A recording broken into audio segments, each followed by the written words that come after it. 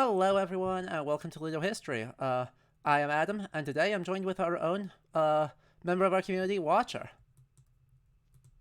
Hello, my name is Watcher. I either go by Watcher or Emmett, which is my actual name, which I use when I'm doing academic stuff.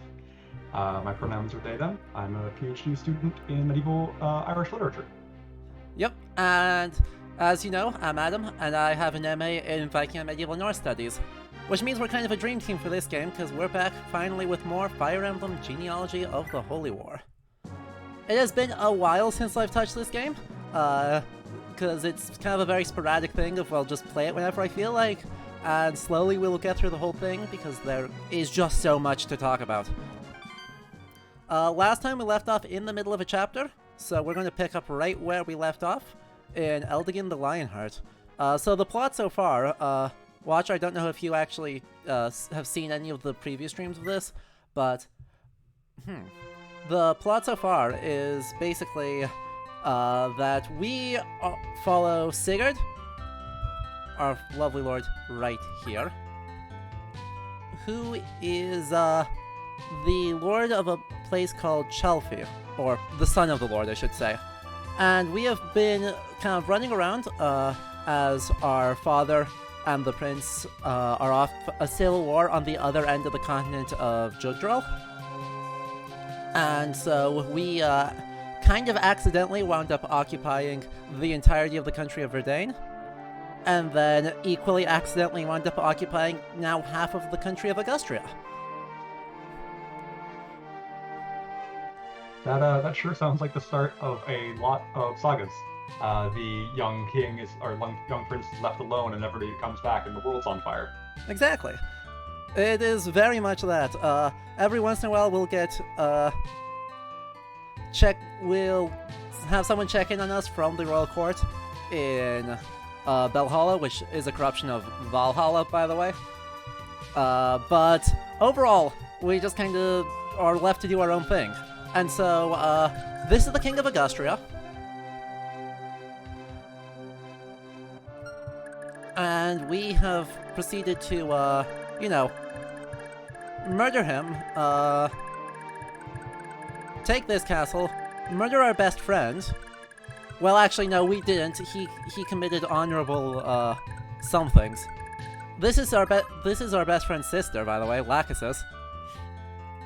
So she talked to Eldigan, and he decided to try and get Chagall to give up and surrender, and Chagall executed him. So he's dead. Meanwhile, Sigurd met a woman out in the forest named Deirdre, somewhere in Verdane, in the Spirit Forest, and they fell in love and immediately got married. And a very suspicious somebody named Manfroy just kidnapped her. Oh, Yay. That really sounds like a medieval saga. It is so much wow. like a medieval saga. It's actually kind of shocking how well it nails it. Yeah, the best friend passing away is an honor duel problem, and then falling in love with a random woman you find in the forest. It's like, that's all. I've read those stories. The fact that specifically Deirdre is appropriate. One of our retainers, who is hiding way out over here, Sigurd has... Nope, wrong set. Anyway, the retainers at Chalfie for Sigurd are Nausa, and definitely not his brother Arden. And then, for some reason, they went with just a random third name for Alec instead of actually going with the third brother. That is really interesting. Huh. Yep. Anyway, shall we kill this guy? His name's not medieval. As far as I can find, it's actually just stolen off of, Marc Chagall, the French painter. So, we're gonna kill him. Oh, Mythier's here. Yes, so is Etane. Actually, okay. This is a reset. I just killed my own guy. So, we're gonna reset real quick. I forgot to heal him first, and so he dies. So, strong beginnings. We'll load Fire Emblem.oops.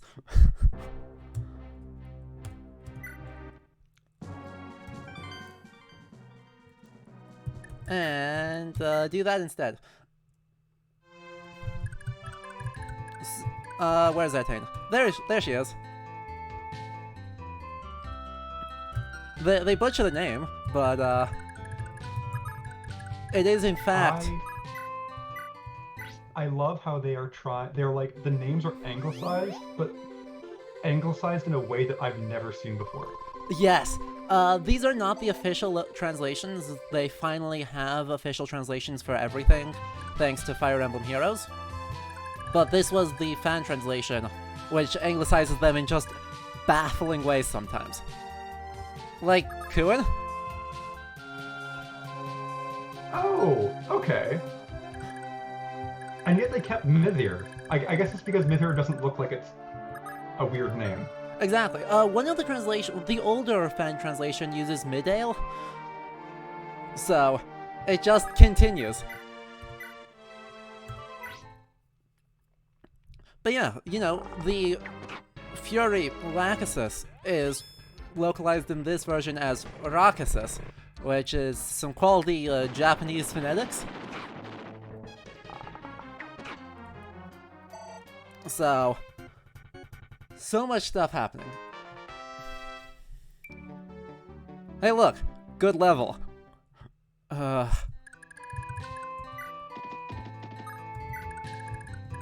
Let's see, and then Fire Mage. Let's go.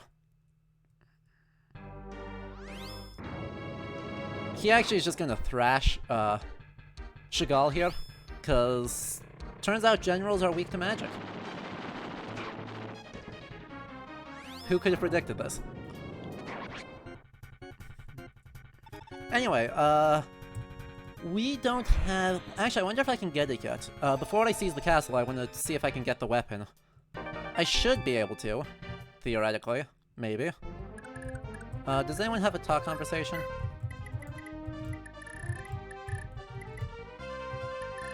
No, no one has talk conversations. Okay, so I can't do it yet. Ethlyn is carrying a surprise for her husband, Kuin.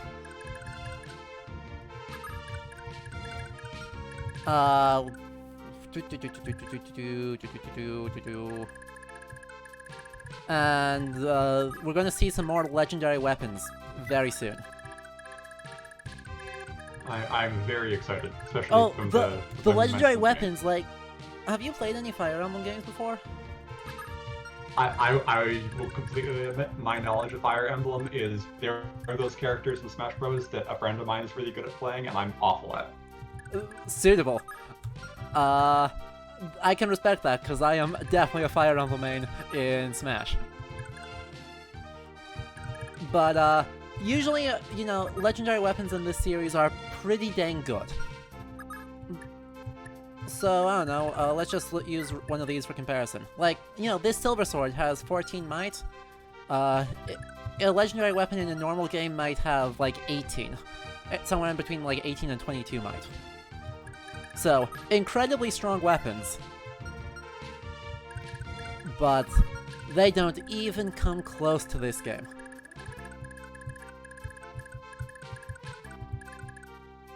Who do I actually want to send over there? I need to send Zell back to... Or I need to send Ahmadineer... No, he's already promoted. So that doesn't matter. I guess I'll send... Aira over? We'll do that. I'm just gonna warp someone back to the castle because I'm about to face a lot of pirates at the same time. You know, that's a really good description. Some deliberately OP... just homebrew some deliberately OP stuff. Except, it's not really, out of character for this game, because... while we're getting there, do you wanna, kind of talk about how stupidly OP some of the Irish legendary weapons are? Oh, totally, for sure. So, medieval Ireland is really interesting in the context of similar European literary traditions in that they go into great detail about exactly how every random magic thing is magic. So with the Norse texts, you tend to just get like it's a +3 sword, or the one example that I can always think of is, oh, this is the sword with all the berserker ghosts in it. Exactly. Which There's is like two of actually, those. There's the Downslave and the Tyrving that are both that. I didn't know there were two of them. That's really funny. Yeah. Keep going. The Irish stuff, in comparison, they have my favorite one is the Lewin of Kelthar, which is stolen from the King of Persia, which is a telephone pole-sized spear that has to be kept in a vat of either like crushed poppy or poison to keep the spear docile. Otherwise, if a fight is potentially going to break out, the spear will self-immolate and try and burn to death the wielder and the owner of the building it is currently in if it is not immediately engaged in the fight. Which sounds dramatic, but that's not even the dramatic thing it does, because every time you thrust with the spear, it will hit whoever you thrust it at and kill them, even if it can't reach them, which is impressive. And then when you throw it, it will always kill 9 princes, kings, or plundering chieftains. So pretty great. I call it I describe it normally as warping space, because that's the only way I can mentally figure out how it can kill people without hitting them. Yeah, do they just like drop dead randomly? It seems to. We never see it as much in play as being threatened to be brought into play several times. It's really neat. Then some other really cool ones are what are some good ones? Oh, there's the Ancir, the sword of Ahmadineer, which lets him command the winds. It can cut through anything. Ooh, I'm gonna get the number of days on this wrong. I think anybody cut by it dies within 9 days, and the wound can't be healed by a physician. Yeah. Oh, and then if it's held to somebody's throat, they have to tell the truth, which I think is kind of a general quality of swords. You'd think. You'd think. Anyway. Really would. Yep. By the way, plot is happening. Our Lord Sigurd. Yes, that's Sigurd, basically. Has been harboring the Prince of Isaac, the kingdom that the Central Empire of Granvale is at war with right now. Whose name is Shannon. He told Shannon to keep track of Deirdre and Deirdre's infant son Seliph. And Deirdre wandered off and got herself kidnapped instantly. So Sigurd just lost one of his 2 best friends, the other being Kuin, and his wife on, like, the same day.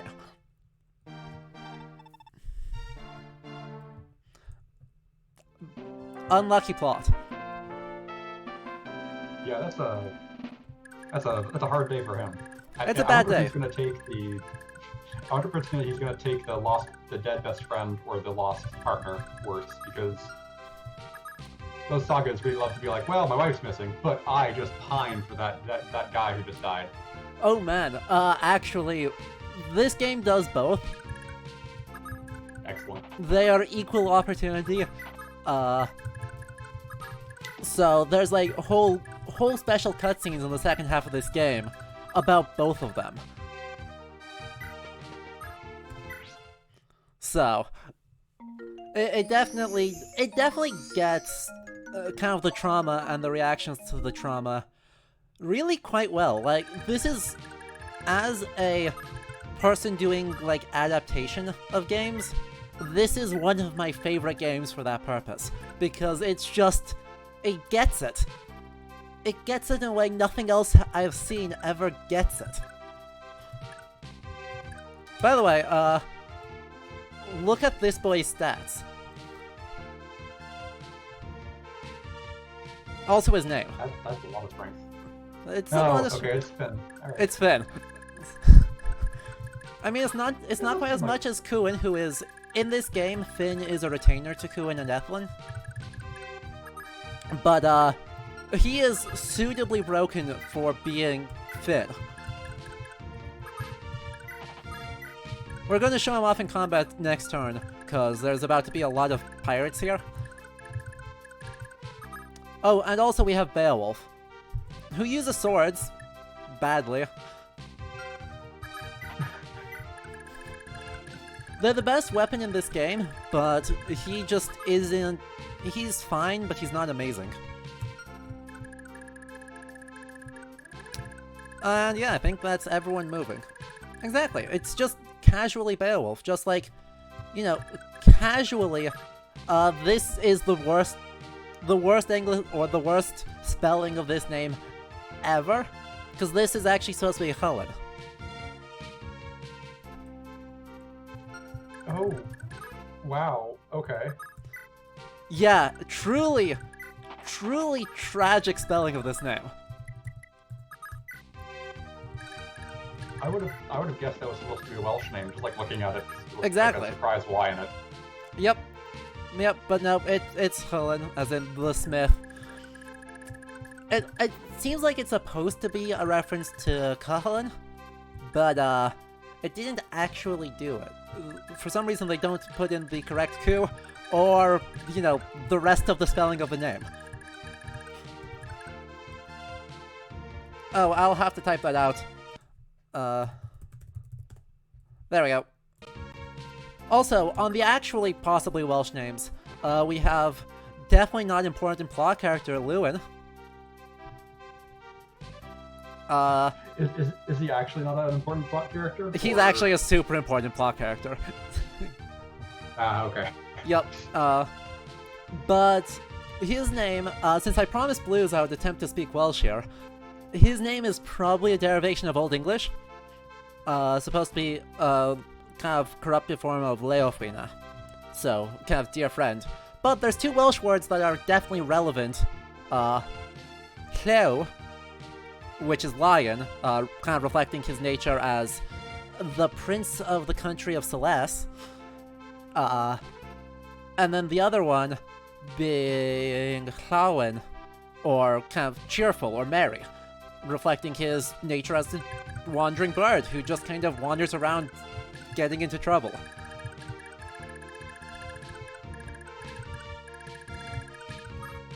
And Blues, how badly did I do?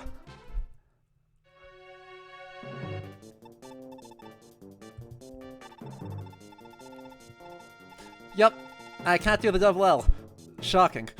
Can you do the double L? Oh god. Okay, so for context, the only Welsh I know is medieval Welsh, so nice. that's my preemptive excuse. But the double L is a, like, or the way I was taught it, and the way I badly pronounce it is. Yep. Yeah. So that sounds right. Like Shayshaw, yeah, Shayshaw Griffs is the name I always try and say to remember how to do it. Okay. Yeah, I apparently don't put enough phlegm in it. The trick I got told was, it's the sound you make when you step into a cold shower unexpectedly but breathe out instead of in. Nice. I tried to learn it through, you know, doing phonology and just knowing what the actual meaning of the IPA symbol for it is, and it just doesn't work. It just doesn't work. Anyway, by the way, this character here, who they're very helpfully informing us, is not actually a pirate, and is also now a playable character, is named Bridget. Huh. Yeah. That's... okay.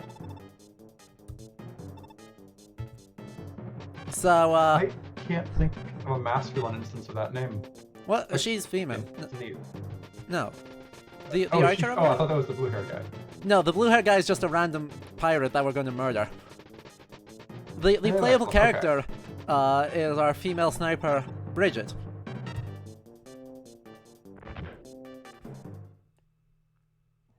Also... Sniper. Okay. Yeah. Also, welcome to Fire Emblem enemy phases, in which every single one of these guys is going to move, one at a time. So we've got like a minute here before they ever do anything. We gotta actually play the game. Like that, Bridget Raptorus. So, given that this game does a lot of Norse and Irish mythology, I'm guessing it accepts that Bridget is, in fact, a Irish deity. And actually, that's what the wiki says she is, despite, you know. Well, do you want to talk about Bridget? Sure. Bridget is actually one of the, like,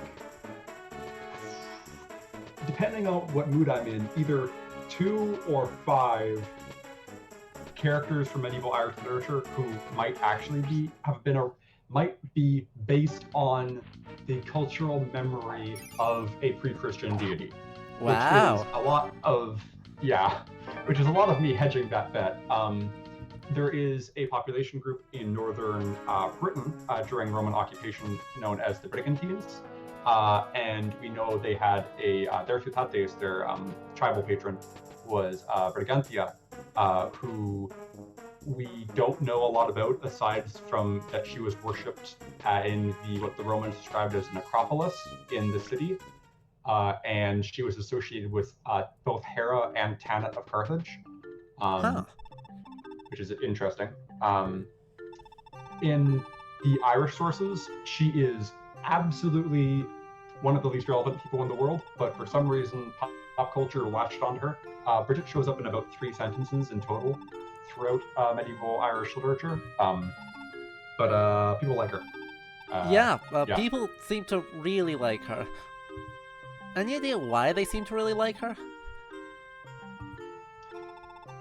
Okay, so yes, and the reason is there's an Irish saint, a medieval Irish saint called Saint Bridget, and in the 1970s there was a suggestion. It was proposed that Bridget might have been Christianized into Saint Bridget, which is possible.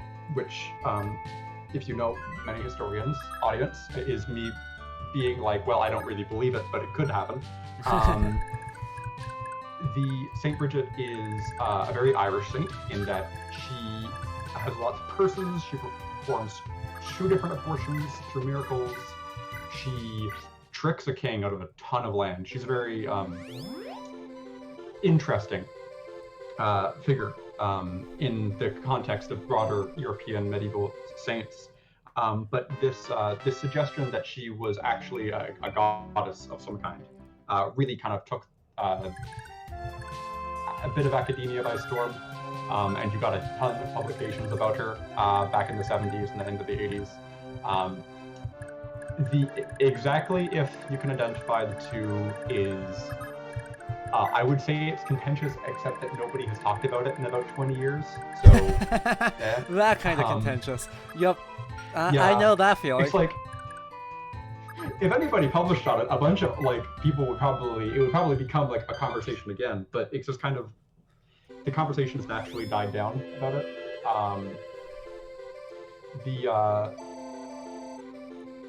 She's Bridget as a goddess is proposed in a document called Cormac's Glossary, which is a very interesting mid-medieval, I'm going to say, text going straight from memory. So if any of my friends, Celticists, end up listening to this back and they're like, it's 14th century, Emmett, my excuse is it's 130 and I forgot. Cormac's Glossary mentions that there are 3 sisters, each named Bridget, each of whom patronize a different portion of society, one of whom is the patron of smiths, one of whom is the patron of physicians, one of whom is the patron of poets. Modernly, this is in modern religious traditions involving this figure. Bridget becomes a triple goddess with this. Although in the medieval texts, it is very straightforward that these are 3 sisters, and they're not necessarily intended to be read as like a trinity, triad sort of 3-in-1 situation. Yeah, that's Bridget. Okay. Oh, A Welsh dude also accuses her of Saint Bridget actually being Vesta, and the Irish all being secret pagans. Oh, what? Hang on. Yeah, so Gerald of Wales was trying to. Oh, it's okay. Right. It's Gerald of Wales. Okay, Yeah. never mind. It makes perfect sense now. Exactly. And that's where you get all the Bridget as a fire goddess stuff that you'll see. That's where that starts up, with Gerard of Wales attempting to make the cult of Saint Bridget into the cult of Vesta, which then is incorporated onto people's understanding of Bridget, the literary figure. Yeah. Okay. Anyway, so having just finished that, I've got more things for you to talk about. In that, Cuin is being given by Ethelyn, who, by the way, is Sigurd's sister. So, Cuin is Sigurd's other best friend, and also married, also now his brother-in-law. He also is the wielder of the Giabolgia. Oh, yeah. So, it's honestly not as tricky to pronounce as it sounds like. It's just gay, like gay. Okay. And Volga, or Volga, depending on where in the sentence it falls because of cases of mutation. Okay. Yep. Yep. So, anyway, they're being sad about Deirdre a lot, but that's not super relevant to anything. What's important is that this spear is incredibly busted. So, as I said, like, you know, these weapons are fairly strong. Like, 16 might is pretty good. 30 might. And gives you plus 10 strength, and skill, and defense. That is pretty representative of the actual spear. Actually, though, like, one of my favorite things about this game, even though it is totally unbalanced, is that the holy weapons are ludicrously powerful. They literally all have 30 might, and they all give at least plus, like, 30 to stats. For some reason, though, you know, despite Sigurd cannot, you know, Sigurd very famously having a sword that does a thing, his holy weapon is the Tyrving, also known as that sword with all of the terrible things inside of it.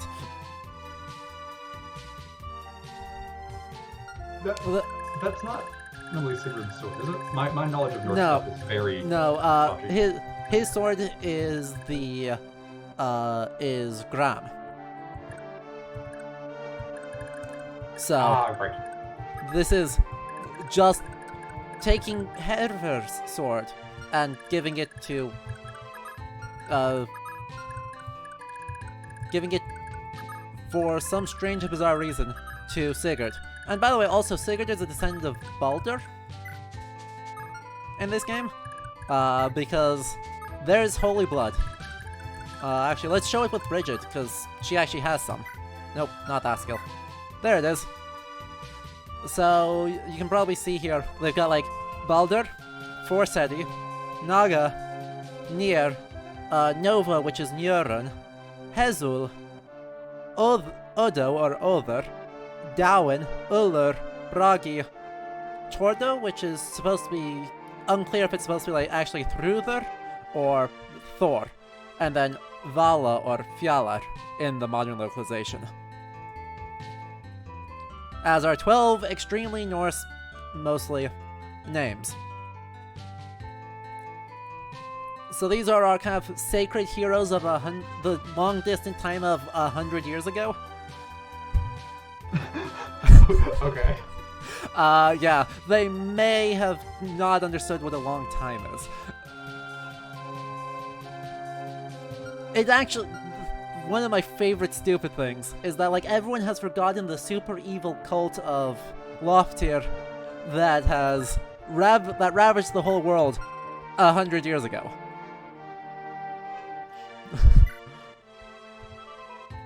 That is really, yeah. I like fantasy narratives where it's like this happened.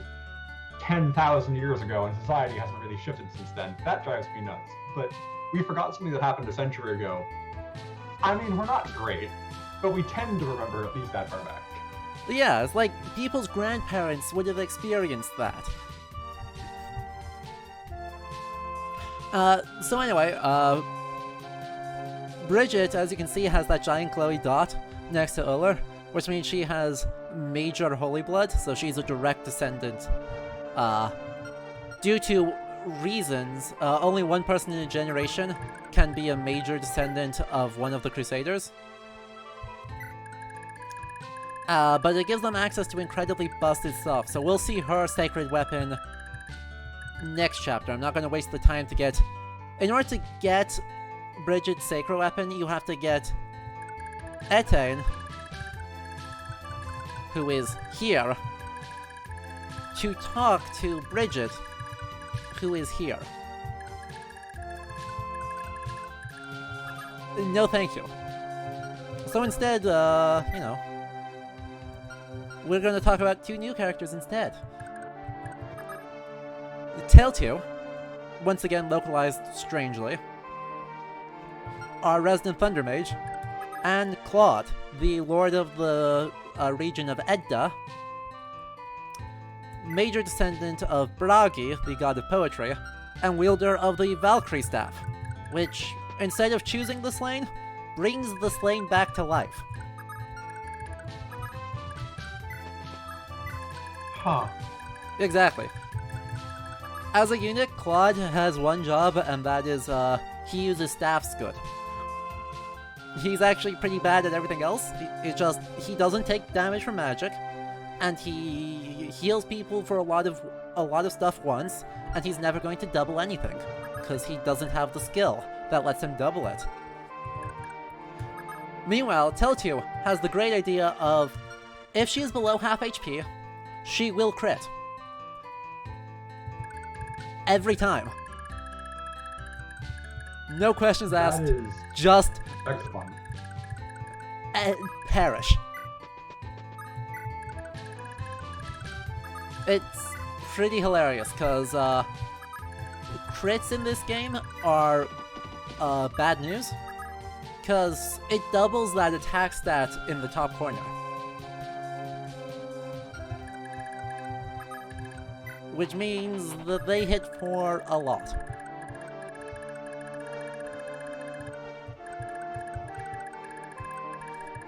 Anyway, I put Finn in front of all of these pirates because I want to end the chapter reasonably quickly here, so we can move on. Finn is going to kill every single one of these. Because, he's actually too strong right now.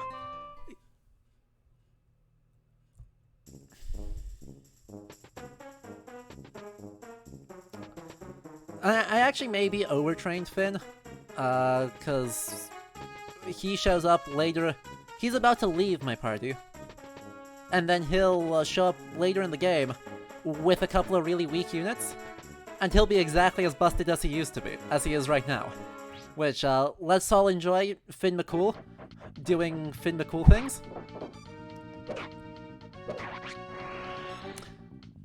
This actually might go poorly, you know? If he takes that much damage every turn, this might get tricky. That would be awkward.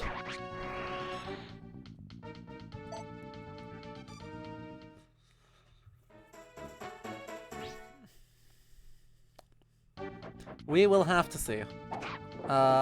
Luckily, Finn does have a skill called Miracle, which means if he gets below 10 HP, his avoid increases. Oh good, or he could just get another point of defense and then he's totally fine.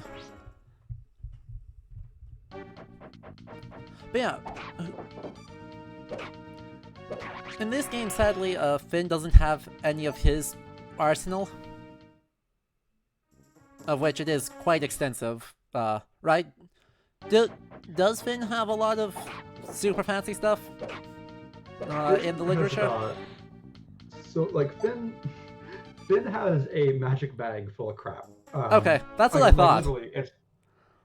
It's the I can't remember the name in Old Irish, Middle Irish right now, but it's the crane skin bag. It is taken from Manannán mac Lir, the kind of source of magic stuff when you need it in an Irish saga. He has so many things. A lot of what Finn's interesting equipment tends to come in the form of his like one-off companions that Finn would just be like, I know a guy. Like here's a random prince from India. He can track people across any surface, including water. Let's go track that guy down who just fled over the sea. And it's like, all right. Finn has he has a great dog, super amazing hound. It's his half brother or cousin. No, it's his cousin. Due to weird genealogy things, in that somebody was transformed into a dog while pregnant and gave birth. So the kid was also a dog, but then the curse was broke on her, if I remember correctly. But the curse was never broke on the kid. So Finn just has like one of his immediate family members who is this big, incredibly intelligent warhound because it's just a person. Super Wow. neat. Yeah. And then he's also like, he has his like triggered omniscience, which is always useful. Except it never gets brought up in stories because it resolves plots too easily. So it totally would. That one reminds me of Sigurd, wherein he gets warned about the future like 17 times and just does nothing about it because it would make the plot inconvenient. Also, I did just get Finn killed. I mean, he kind of deserves it. He kind of deserves it. He's gonna come back because I prepped. No one wants to see me do the arena in this game, except I'm totally going to show off the arena for those who haven't seen it, using our boy Arden, who is the worst character in the game, on the grounds that he is an armor knight, and therefore he does nothing.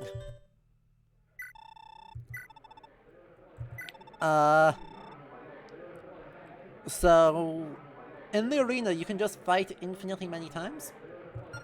And it has 7 levels, and you get more gold every time you win. No one wants to see me do that on screen, so I did it all off screen for Chapter 4, which means Finn's gonna come back to life when I load up that save file. So we're just gonna keep plugging away. Nice. Except, you know, he's gonna come back to life, except not actually, because he's gonna go back to his home in Leinster. Oh, okay. I mean, that's sometimes proposed as the origin place. It's normally Munster or Leinster as like the home of the Finn tradition, but neat. Okay. Yep, but yeah, he's from the country of Thracia, which is actually just Ireland. Oh yeah, Ireland would love to hear that. Oh yeah, they're medieval Ireland is big on just being like, the Isle of Skye, yeah, that's Scythia. It's like, no, it's not. You can see that from Ulster. That's not Scythia. Truly incredible. Yeah. So. Oh, and drunk robot asked about the omniscience. If Finn either chews on his thumb or chooses the marrow on his thumb, depending on the century the story is in, Finn just knows whatever he needs to know. Like he can know anything. But it is like, instead of just like how some people like, I know everything, Finn's like, I actually have to trigger the omniscience. Yeah, it's like they attempted to balance it and then gave up. On the grounds that what is the point of balance? On one hand, you definitely need to put some sort of limiter in it to make stories interesting, because running around a super powerful like martial character it's not that hard. Like, you can do it. Writing narratives around I can just know whatever is slot relevant is kind of challenging. Especially when the character is also a great warrior and a great leader, so it's like you can solve problems too easily. The chewing on the thumb thing probably comes from a early poetic tradition in medieval Ireland, and by early I mean like by the time we have historical records, it's like a vague memory from the Filla, the kind of like precursors to the bards, the professional bards, where they had a process called chewing the pith, where you would chew on like fatty gristle from an animal, and it would somehow help you remember things. That's about all we know about it, but that's probably what Finn's like whole chewing on himself comes from. I see.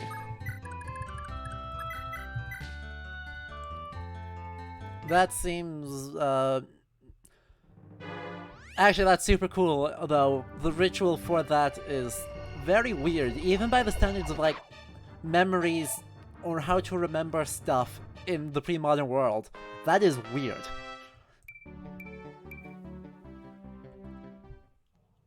Yeah, you always expect, like, us to like, tell a story, and from recalling the story, I remember the order of different laws. But I've never heard of somewhere that does like a consumptive act. It's one of those. There's a lot of the challenges. The poets, these early poets, were incredibly cryptic in the sense of. It comes up a few times in the literature where poets will be having a conversation and nobody else knows what the fuck they're saying because they speak so cryptically that it's probably a semi-fossilized archaic form of the language. Wow. Like, because they were just showing off. And, yeah, that's a Norse. Norse do the same thing. Skaldic poetry retains forms from like 300 years before the Skaldic, or 400 years before the Skaldic poetry is written down. Just because.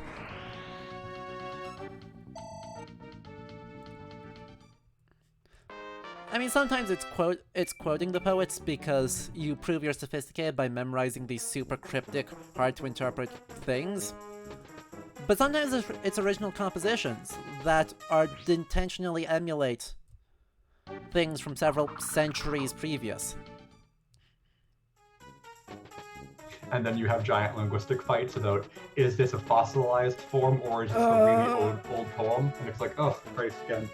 Yes, the philologists will like do their thing on, is this actually old, or is this an invention that is getting back assigned, or is this something? And they have fun doing it, I guess. I wouldn't wish that fate on anyone, though. All of my professors and friends who do linguistics, they talk about how much they love it, and every time I see somebody do like a breakdown of a word going back to like Proto-Celtic, Indo-European, showing me cognates in like Latin, I'm like, this is super cool. I'm gonna remember none of this in about 10 minutes, but I love that you can do it, and please keep doing it, because I would be terrified if I had to. Exactly. I have no desire to do any of that.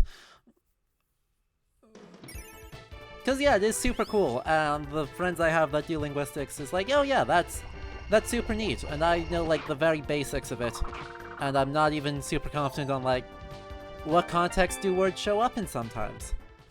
I know what it means. Isn't that good enough? The linguistic stuff I remember is mostly like party tricks I can do to impress my science friends. Oh, like, yeah. The fear whale one, like the words from man for different Indo-European languages, and then werewolf is the one I always love doing. It's always that like moment of realization, like, oh, they're all connected. I'm like, they are. They go, then there's werewolves. I'm like, exactly. Now we're all laughing. Good. Yep. I very, very much do the party trick.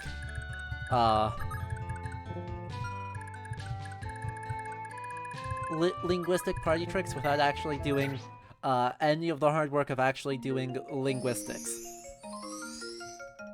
The closest I ever came was trying to figure out why Icelandic has the weirdest greeting. Oh, please, totally go on. I would love to hear that. So, like, hello in Icelandic is Góðan Góðan Daginn, which is fine. It's both accusative form. It's an accusative form of the adjective góður, and then the accusative definite form of dagur, day. Seems legit right now. But in Icelandic, when you use the definite form of the noun, you use a different paradigm of the adjective. So it should be Góðadaginn, not Góðandaginn. And That's interesting. The earliest I could find it was a reference from 1816, where the super Icelandic nationalist Jónas Hallgrímsson put it in one of his last poems he ever wrote. And then it just gradually becomes more and more common throughout the 19th century, and then sometime around between 1890 and 1910, it becomes like all over the place in newspapers. And that's about the extent of linguistics I did.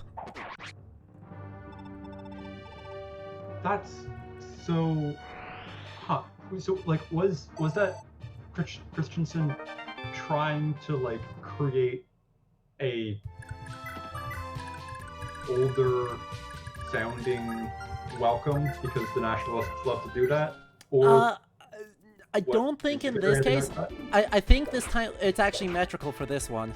But he did almost single-handedly. Jónas Hallgrímsson almost single-handedly reverted Iceland's language by about 600 years.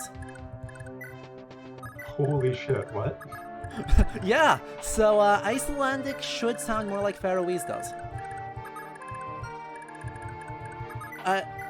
Every linguistic change up to the early 19th century suggests Icelandic should sound a lot like Faroese does today. Jónas Hallgrímsson and his friends, who ran a magazine called Fjölnir, which is a mythological reference, because One in Iceland is not a mythological reference. Hint, nothing. It is just, it's Norse myth all the way down. Fjölnir is a name for Odin. It also shows up in a few other places, but that's one of the big ones, is Odin in Volsunga Saga disguises himself and talks to Sigurd under the name Fjölnir.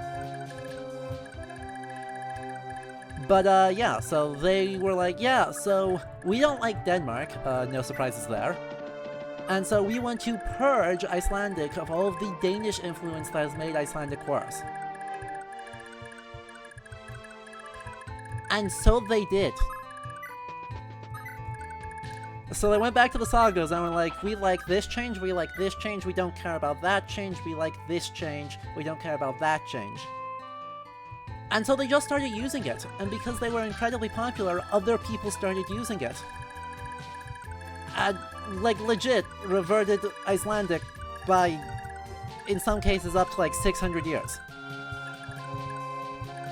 Is this why Icelandic is kind of similar, like more similar to Old Norse than the other modern Scandinavian? Like, okay, that makes sense. Yes, it is. All right. Because they'll often say that, oh, Iceland was so isolated and so it just didn't change as much. That's true, but yeah, the early 1800s helped out a lot with undoing a bunch of sound changes. And some of the weird grammar that was partially derived off of some Danish borrowings. They just were like, nah, we don't want to do that. And so they did it. It's one of the coolest things.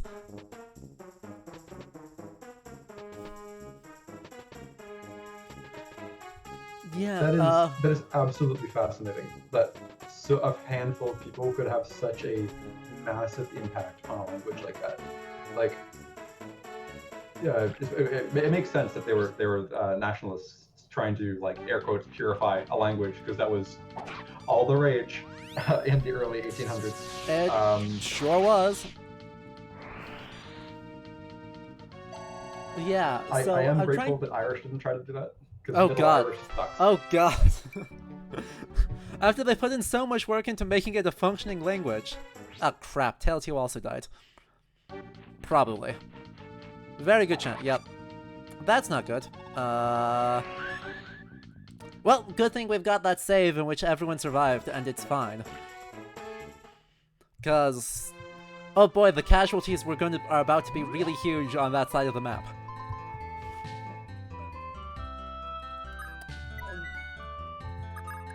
Chat, I hope none of you thought you were coming here for good gameplay of Fire Emblem.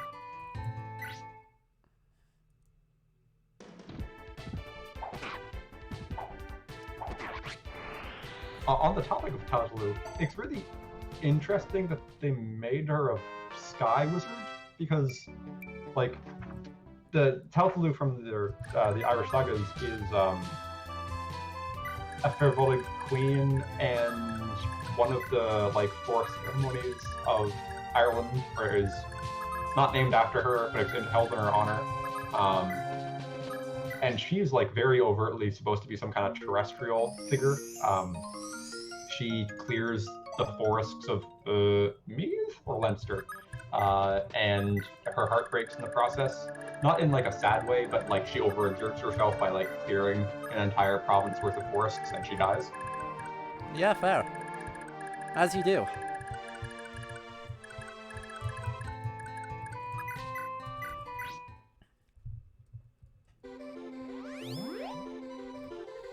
So yeah, they just made her into a throw lightning. Is very sassy. Does not care about things like book learning.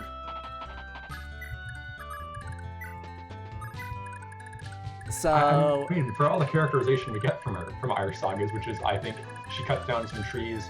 She's a queen. She dies, and she's Luke of the Long Hand, or Luke Many Skilled. She's his foster mom. But that's, like, literally the extent of her existence. wow, that is not a lot. I won't lie. Yeah, it's the whole thing about, like, the Ireland has 4 medieval, or, like, air quotes, maybe medieval holidays. Samhain is the one everyone's heard of because it shows up in, like, Sabrina. Yep. And Buffy, I think. Then there's Beltana, which doesn't have to do with Belinus or with Baal as much as Victorian scholars wanted. There is Imblog, which is related to the aforementioned Bridget. And then there's Lunasa, which is the summer festival. It is named after Luke, but he held it in honor for Talthalu after she died. But well, glad she got probably recognized for that. Yeah, it's one of those things where, like, we go, she's probably more important than we think, because if one of the 4 main holidays we know about is about her, that probably suggested that she held more of a significant role, but whatever that role was is super gone.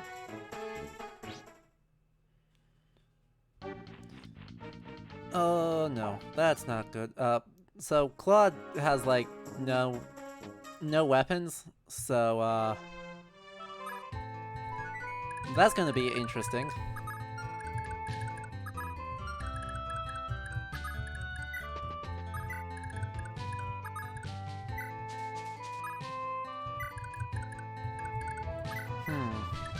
Well, maybe Sigurd will run one round with this one-use weapon. He did not one round with this one-use weapon. Darn. We'll just have to switch to the more-use weapon. And... looks like I need about 2 more turns to finish this chapter. Because we did kind of all of the plot already for this chapter. So it's just kind of hurrying up and finishing off the castle, and then loading the save to show you how good everyone became. Because I had some pretty blessed arena runs at the start of Chapter 4.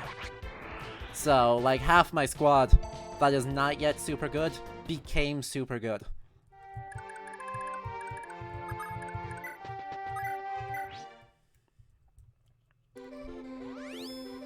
Like,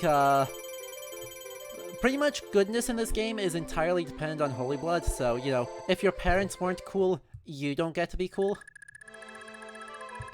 So, someone like Noishir has no Holy Blood at all. So he doesn't really get to be cool. Then again, of course, having Holy Blood doesn't mean you're cool because Sylvie exists, and she is just a dancer. But even Noish managed to finish the arena and class up to a paladin and become super good. So, hey, Drunk Robot, that is how this game works. That is the rules of Holy Blood, wherein the only time you will ever get good growths is if you have Holy Blood, in which case it's like 700, you can get like 160% growth in a stat. Because yeah, growths are random, they aren't set, unlike a lot of JRPGs. Oh, that's... So wait, when you level up your stats, level up the points are randomly allocated? No, it's a random percent chance of that number going up by 1. So it's your growth rate percent chance. So, like, Sigurd here has, I think it's like an 140% hit point growth, which means he will always gain 1 point, and he might gain 2 points.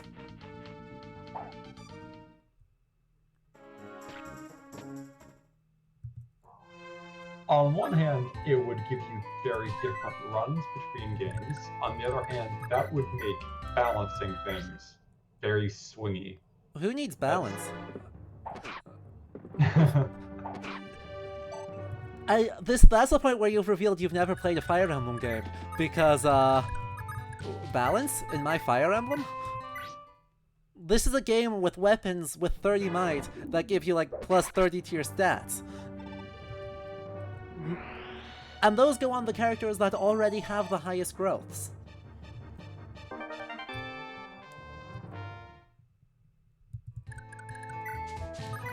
It is absolutely broken.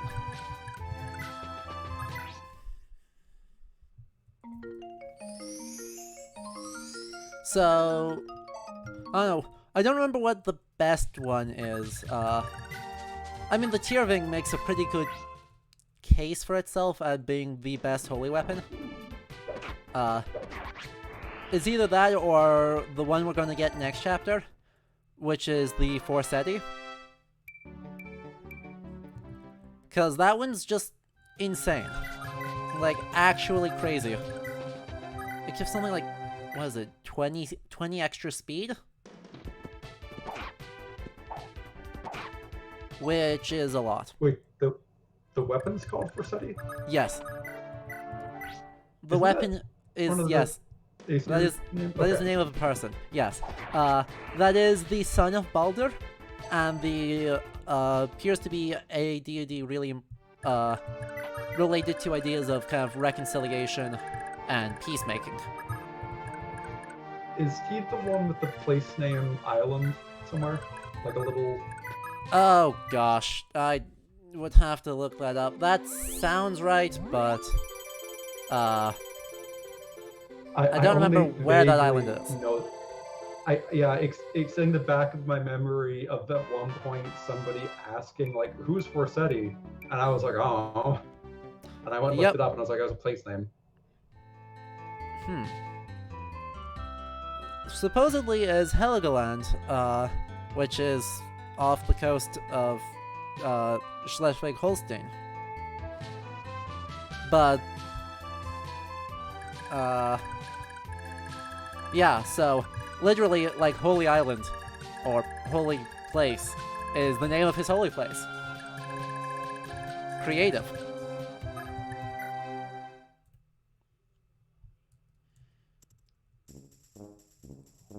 Place names being on the nose is always I love it's it so always much. fun. Like especially when you look at it initially as someone like when you like I'll read a place name in Old Irish, I'm like, okay. And then I'll like quickly like check what that noun means and I go, oh, the place where everybody worships the big idol is called the Plane of Adoration. Okay, all right. Oh, I mean, Bit- that's at least vaguely creative. It's better than, you know, the place where the temple is being called temple. God, or like I felt so dumb the first time I was over in Cambridge and I was sitting with a friend as we were going, like we're on a bus going across a bridge and they went, so this is where we're going over the River Cam now. I kind of just sat for a moment and stared at them and went, oh, it's Cam's Bridge, the bridge over the River Cam. And they just stared at me and went, yeah, did you not realize that? And I was like, no, I'm dumb, I'm sorry. Incredible. Oh, by the way, we have now been branded a traitor to our country. So this is, I believe, Duke Longbelt, or literally Longobard. The Longobards are now one guy.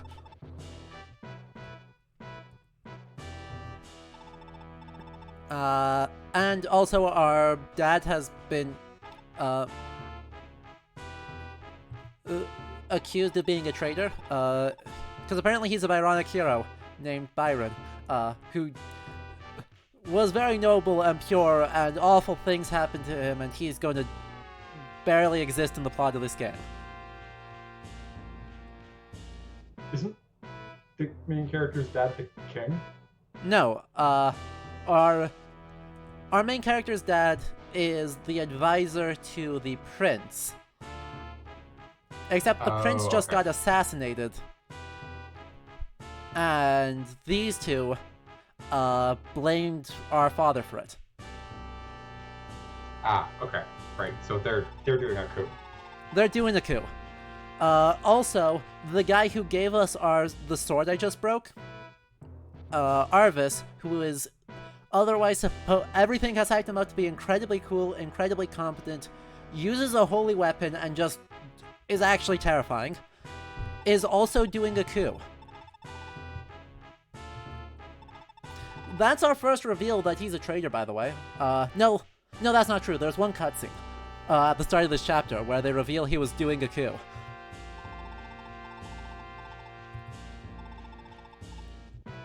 So, yeah. Our army, which is super spread out and not all in good place, is gonna have to fight that. Ish. Eventually. I was waiting for the like. Are we getting backup? Are we? Is this like a No, thing that happens we're later? gonna run away. Okay, good. We're just gonna run away for a chapter and then we'll try again.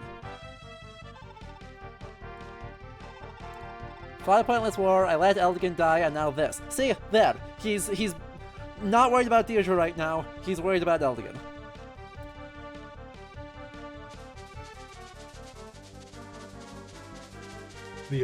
The noble warrior being betrayed by courtly politics is very saga-like. Also, yeah. just generally like chivalric literature across the Middle Ages.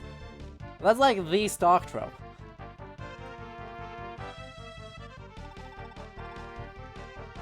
Right? Because, let's see, I mean, Siegfried gets it in the Nibelungenlied, though that's also just Volsunga Saga.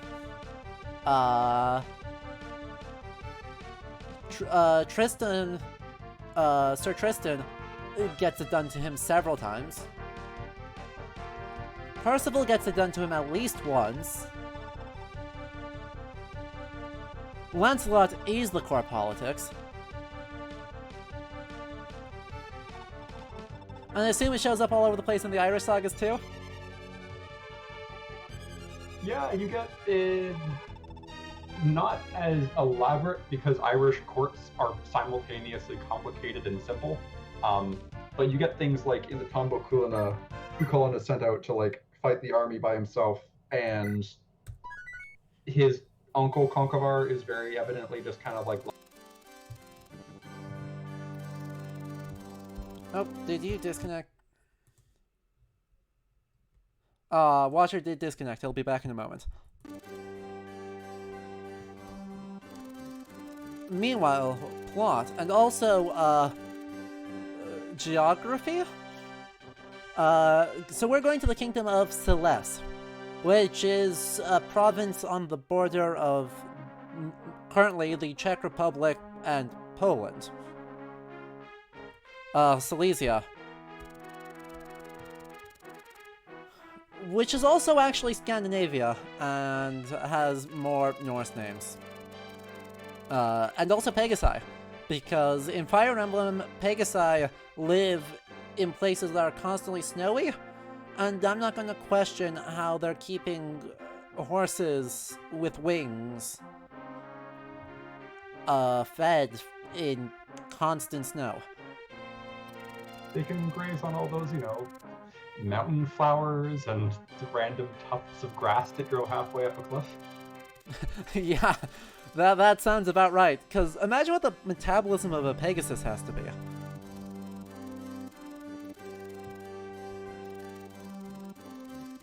Oh, yeah, Blue, you're totally right. The Welsh material loves court politics. Like, the Mabinogi is just... one of our theories is the Mabinogi is a series of stories to explain to young princes how to behave in court. So that's why it's like super loaded with like weird legal references. So it's actually like the weirdest iteration of a speculum regale ever. Yeah, God, there's my favorite one of those is there is a Irish saga, the Sickbed of Cuchulainn. Halfway through it, you have a entirely sudden swerve of an interlude where Cuchulainn monologues to a character he'll never will become High King, but isn't in the rest of the story about the qualities of a good king, and then you cut back to the action, and it's like, where did that come from? Amazing.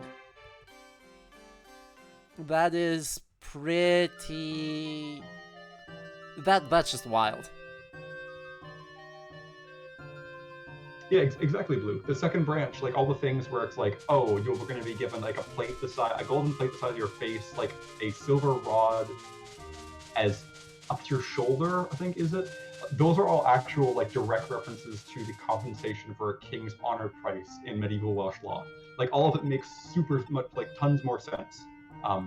Except for Epinicia and mutilating the horses, that one, like no one can figure out what that was supposed to be about. That one doesn't make any sense in any context we've worked with so far. Well, and therefore it's the one everyone likes to talk about. Well, of course, because if you can't explain it, you can make an entire living coming up with increasingly improbable ways to explain it. I mean, that is the classic example of that from my side of the field is when was Beowulf made? I think pretty much every year between 700 and 1011 has been proposed at some point. Oh, did you disconnect again? Nope. Oh no, I'm here. Sorry. Okay. That's, going back to 700 is pretty good. My favorite is all the desperate attempts to figure out when the Tombo Kulina is from. Like, the furthest back we can confidently date it is we have two versions that probably both go back to a shared version from the 7th century. And then people will go, and it's definitely an Iron Age text. And it's like, well, the versions we have are from the 1100s. I feel like maybe it's not 1,000 years old. Yeah.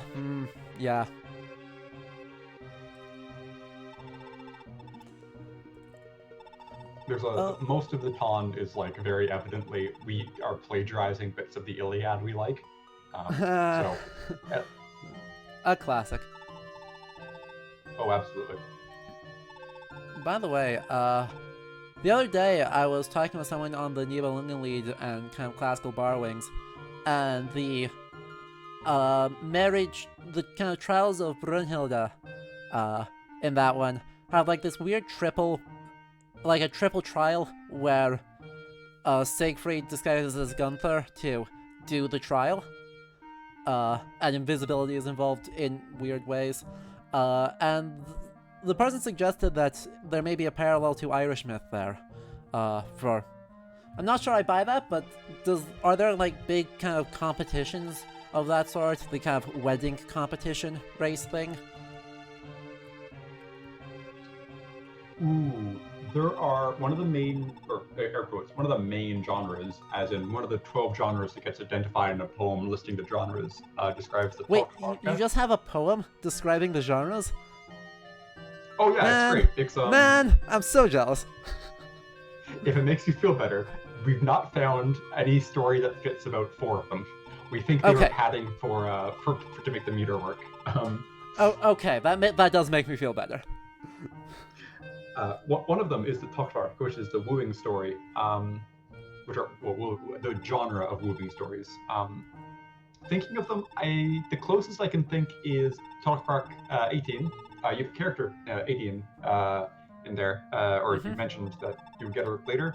She, her story is she keeps dying, and Mithir, who you do have also, is like following her through reincarnations and wooing her each time, and then like arguing with her current husband about why she should be his wife.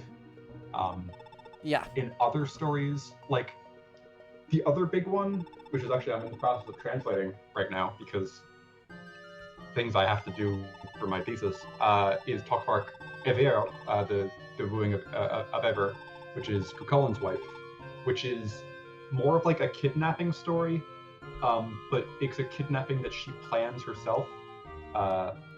Like there's a lot of like contests and trials in it because Cuchulain goes to her and her dad says, "You can't marry this random edgy child." And she goes, "I don't know, this kid's kind of neat. How about if you try and go get him killed by sending him to go train with Skafach in the Isle of Skye, or in the realm of shadows at the Isle of Skye." And she goes, and exactly. And she goes, "You'd have to get him to learn this, and this." And her dad goes, "That makes total sense." And then she kind of turns to Cuchulain and goes, "You're gonna have to learn how to do this, and this other thing." And Cuchulain goes, "Oh, okay." And then after the entire story, he goes and does all this nonsense. He comes back, and then in the order that Ever told him to learn things, performs these different supernatural, like, martial art things, and manages to break into the fort she's being held in, grab her, and get out by following her instructions. But those are the main, like, Tokvark I can think of. If you want just random contests over who's like the best warrior, I've got so many. No, this is specifically like a marriage one, so that's not kind of sounding quite the same thing. So I think instead I need to look at kind of like Norse traditions of like the Maiden King trope, as awful as that one is. What's the Maiden King trope? I've never heard of so that before. This is a like late Romance tradition, where there's this group called the Maekon, or this entity called the Maekonungur, which literally does mean Maiden King. Young, female, unmarried ruler is actually in charge of the place and really doesn't want to get married. Just really doesn't, and so assigns every suitor impossible tasks, and then they fail or they die, and either way, problem solved. And so the sagas in which they appear are universally about how the saga hero overcomes the trial and maybe does a sexual violence and then marries her. It's basically Taming of the Shrew, but more medieval. Right. I've heard of that, like, trope. I've never heard the name for it before. That makes... Alright. Yeah, so that sounds like it's a more plausible one. Anyway, meanwhile, you know, that super cool weapon, we just got the Gaebold, and one Gaebold just left. It just went back to Leinster. Oh, tragic. Actually tragic.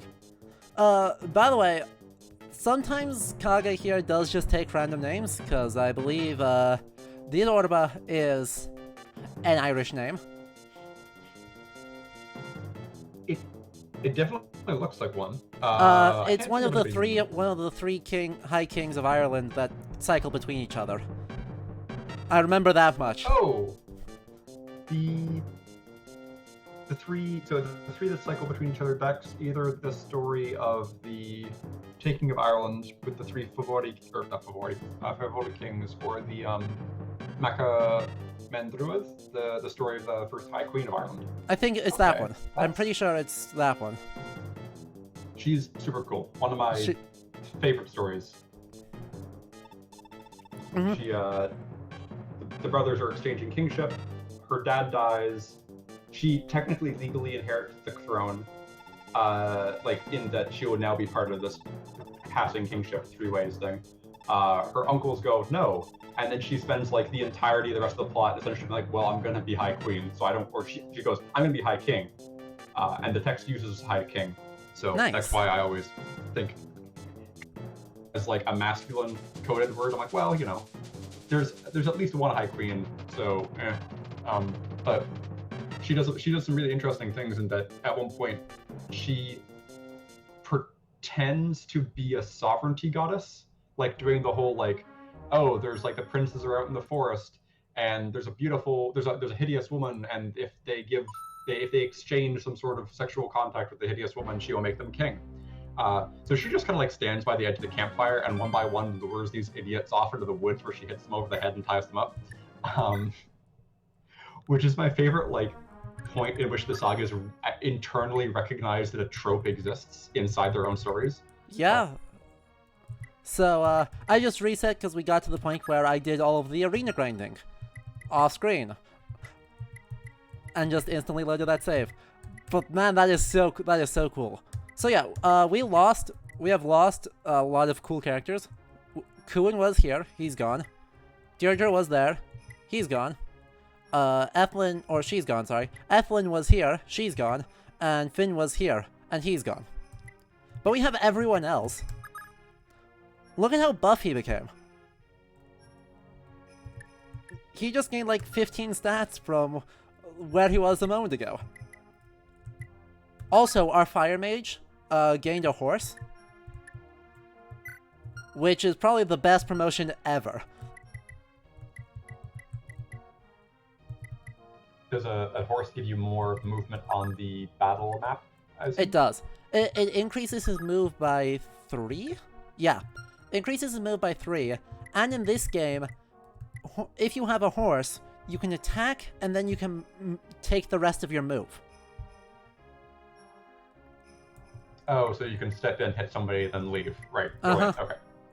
And in this game, you can also change your equipment after attacking, which is exactly as insane as it sounds, because you can attack someone at range, then run up and switch to a different weapon that lets you just maul everyone on enemy phase.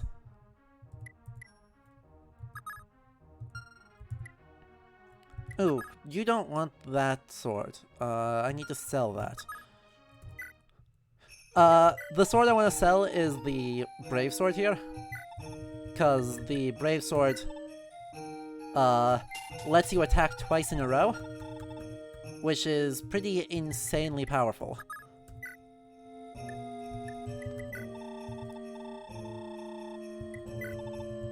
But I don't need it on a healer, as it turns out. That's not the most important thing in the world. So but you can't trade items between your characters, but you can sell them to a shop, and then okay, that's yeah. All right. It's not good, but it sure is a thing.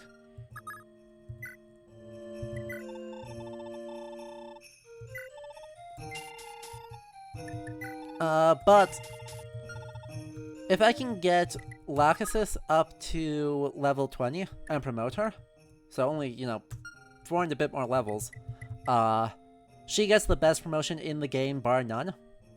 She gets a horse. She gets the best weapon rank in every type of weapon in the game. And she gets about, like, 30 stats on promotion.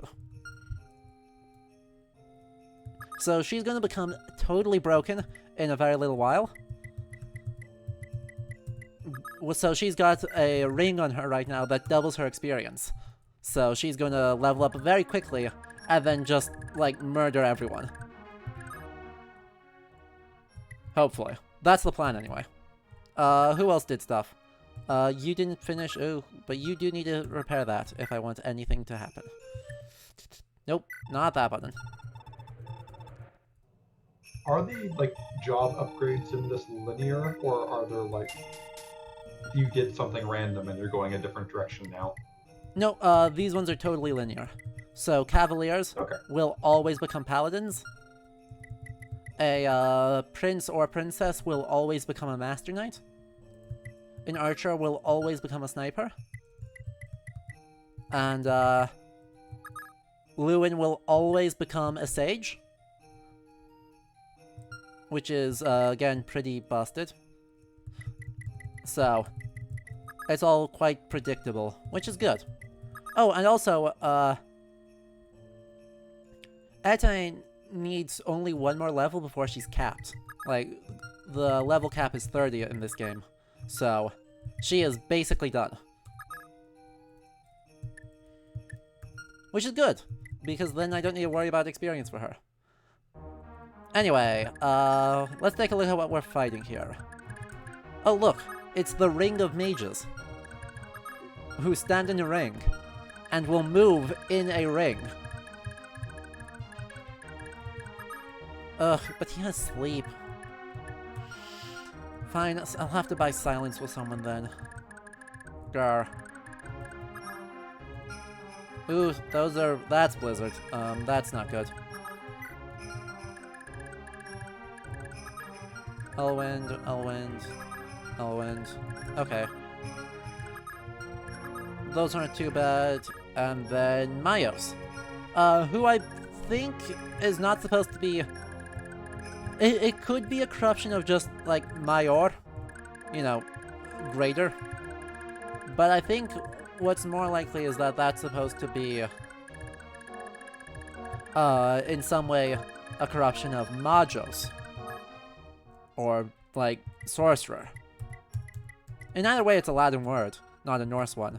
But it would be way more interesting if it's sorcerer, given that Magia is... Or, actually, there's a third option. There's a third option. It could be an Arabic word. I wonder if there's any way I would ever distinguish between them.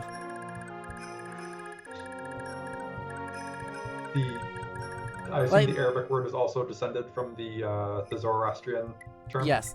Yes, it is, but it's used in the 9th century to refer to the Vikings. When they sack Seville, they're called Majus. What? Why? If I knew why, I'd tell you. That's really interesting. Huh. Uh-huh. Ah, those are all bad. Okay.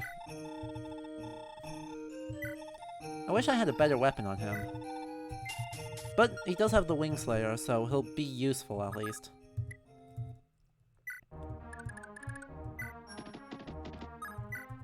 I should check. Does anyone have talks? There's one with Claude, and there's Teltiu Azel. Okay. Don't want to do that one because, well, it's nice characterization. This game actually has a marriage system. So I need to try and make sure I'm pairing people correctly for the next chapter. Oh, does the next chapter involve... Fire Emblem's it has generational games sometimes, right? Where you that's this one. That's this one. That has 2 generations. Pretty much no other one has generational game mechanics, though. The recent ones have child units, but it's not... It doesn't work the same as in this one. So, this is the starting point to the whole thing, and it, it takes its generations very seriously. So I need to actually make sure I'm ready for that, unless I want to do a substitutes only run.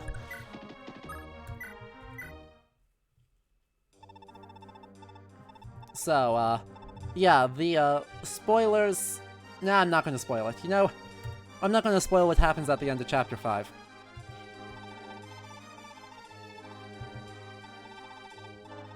Well, poor Claude.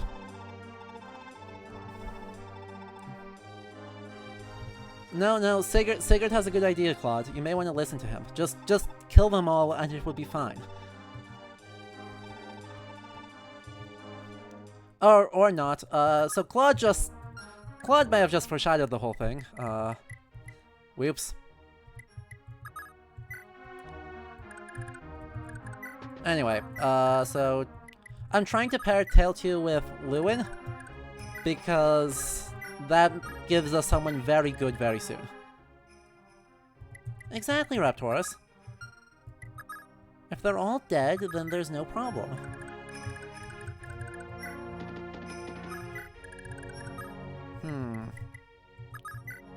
We'll do Era Pierre. She's not going to be useful at all, but that's not a big deal. Oh, crap. Is that going to create a jealousy formation? This game also has jealousy. It's terrible.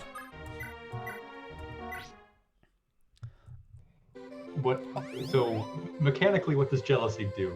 Out of curiosity. So, each character has a speed in which they will fall in love with other characters. And each of them has a different priority ranking. What a level. Jealousy will... What is it? No, this isn't a jealousy formation. So, if you have a male unit standing next to a female unit, and then a female unit standing next to them? I think that's the order of it. The outer unit will be... If the inner unit is a higher priority level for that male character, will be jealous and will fall in love faster. It's Oh, wow. It's super not good. Only female units have jealousy, by the way. Just in case if you thought it would have, like, you know, redeeming factors. Okay, but who do I need to pair yet?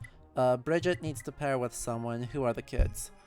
That's Faval and Paddy. So...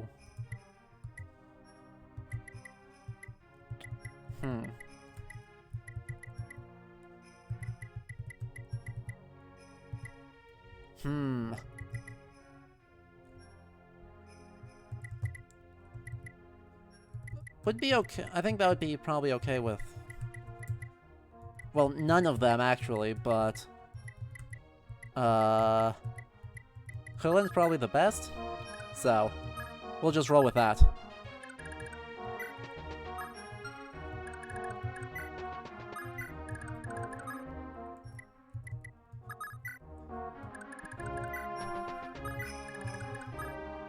There's a lot of weird strategy, and also Sylvia, I'm sure, will ruin my day at some point, because that's just what she does.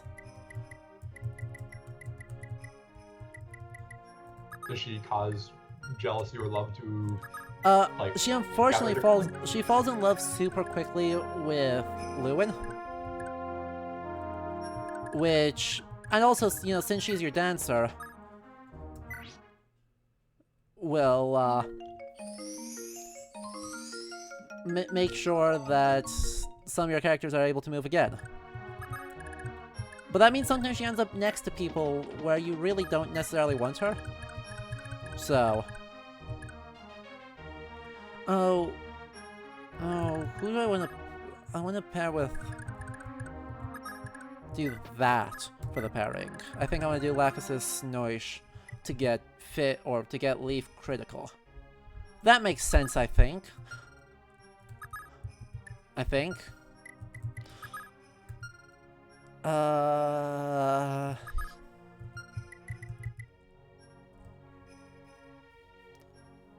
But yeah, just these first couple turns are really kind of very boring.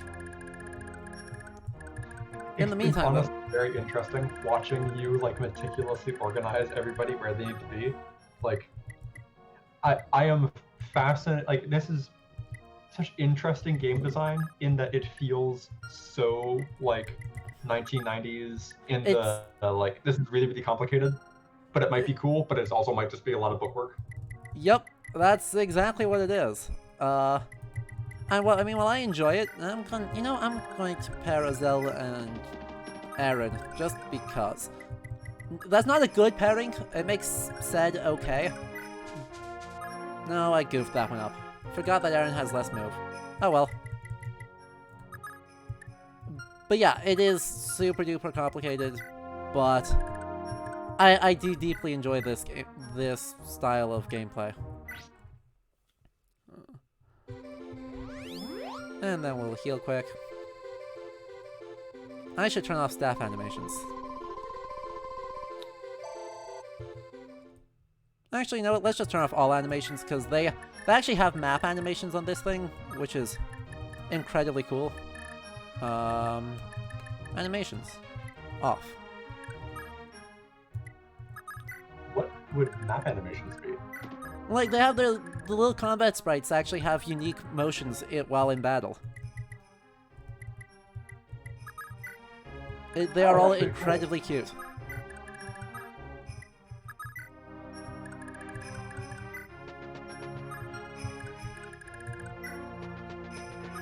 Oh, you have the leg ring right now. I gave that to the worst person. That's fine. I don't need Alec or Arden. They are not doing anything this chapter. Oh, also I forgot to put silence on either of my main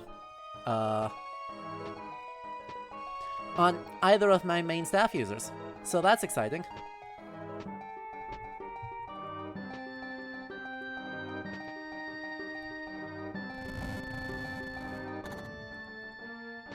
Also, this game has exclusively amazing music. Like, I don't know of a single track that I don't like in this game.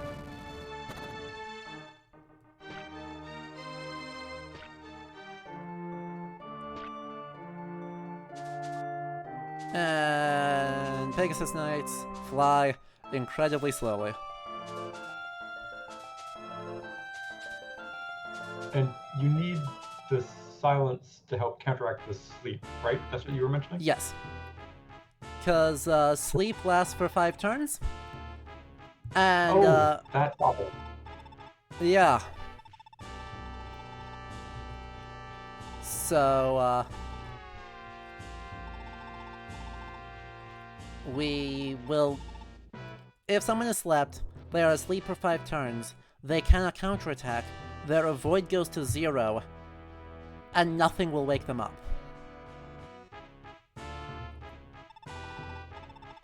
It is truly a magically induced just coma. Oof, that is very not ideal. It's super not ideal.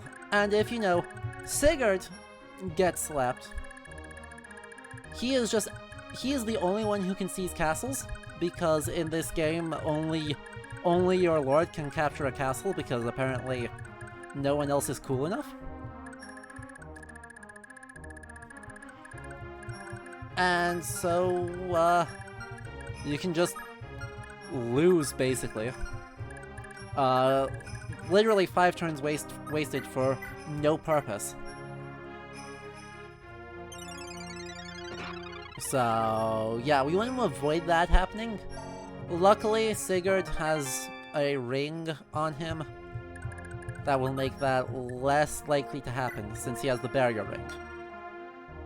That gives him a total of 8 resistance instead of 3. Well, it's better than nothing.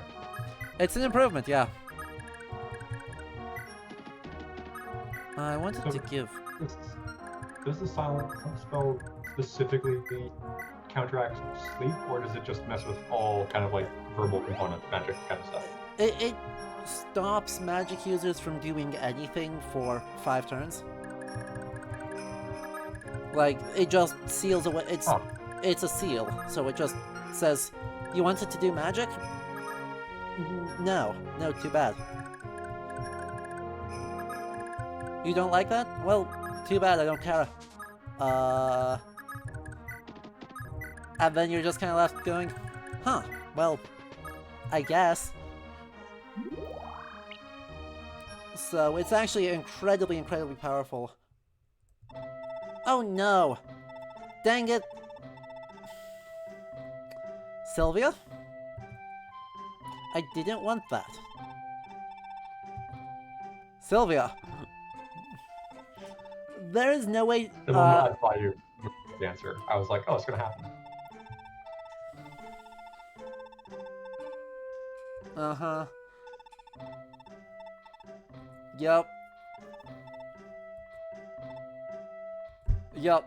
That was a thing that happened. Unfortunately, that helps Sylvia fall in love with Lewin, which is not what I want to have happen. And there's no talk command, you don't get to control that, it's just, if they ever end up next to each other at the end of one of their turns, this conversation will happen.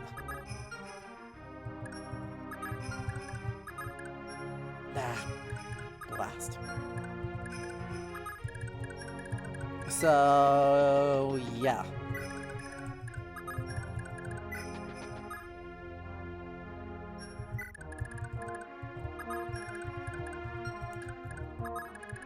Okay, so you can't reach, but you can. So, we're gonna throw fire at people.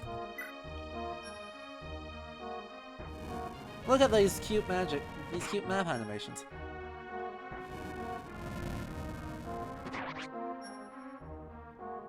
Oh, I really like that magic one. That's brilliant. That magic one is amazing. Also, I didn't realize he was hitting so hard.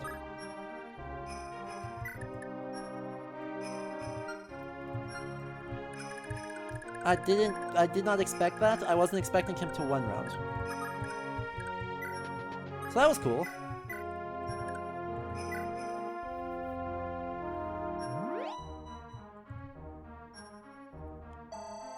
And more stuff happening.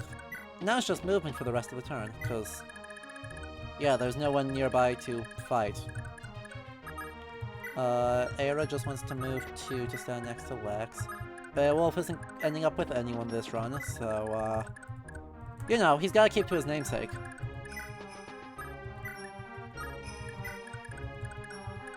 Oh, because he doesn't have any, like, the genealogy... Exactly. Genealogical track. Yeah, right? Yeah, okay. So he is, in the poem, Beowulf ends up with no kids, and nowhere. And his nephew is the one who takes the throne, Wiglaf. And that goes fairly poorly, to be honest. Oh, I didn't realize we got stuff about Wiglaf's reign explained. I may have checked out after the dragon died. It's at the end there's this big lament by this old woman on the funeral pyre. And Wiglaf outright says the same thing a little bit earlier, where the dragon's dead, the Beowulf is also dead, and now the Swedes are going to come and kill us all, and it's going to suck. And then the Widow's Lament says, I foresee that the Swedes are going to come and kill us all, and it's going to suck. And then after the end of the poem, presumably, the Swedes come and kill them all, and it sucks.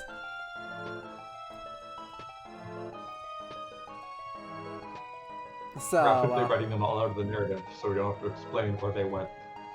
Exactly. The story ended, and the Yeats are no longer around. So, that's gotta be why. It doesn't happen on screen. Every time the Swedes are actually on screen, Beowulf thrashes them.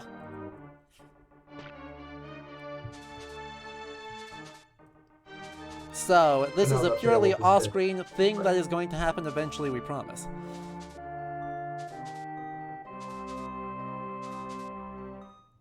I do love the use of what happens, how medieval texts will really either they'll show you things on screen and you will be reading it logically and be like, I don't entirely understand why this is being explained to me in this depth. And then you'll feel like there's like super important things that happen off screen and you're never told about. And you're like, oh, okay. I guess like, that's happening now. There's an entire Irish saga where the final moment of the saga is someone going, well, my brother could beat you up if he was here. And the guy goes, oh, the guy who's arguing with goes, oh, well, he is here, and takes out his brother's severed head. And it's like, oh, and that's why he was late to the feast. But then, like, contextually, this means there was a very big epic fight that took place that didn't happen and you didn't see, but you got told about after the fact. Yep. You know, just as you do. Okay, actually, he has pretty crap range on that. Really? No, okay. That doesn't show the full range of the spell. Ugh. Fine, we're gonna have to try this the careful way of crowd everyone around Lachesis and hope they miss. That is the extent of my strategy for this turn.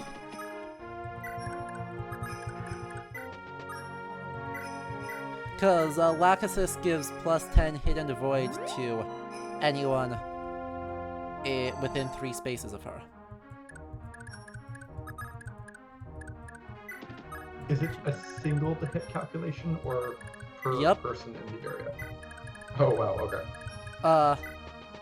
No, so every time there's a combat it re-rolls whether or not they're gonna hit, but it is just everyone within 3 squares of her gets a plus 10 to their hit and avoid. Or, I should say, all of the allies, obviously. She doesn't give the boost to the random brigands.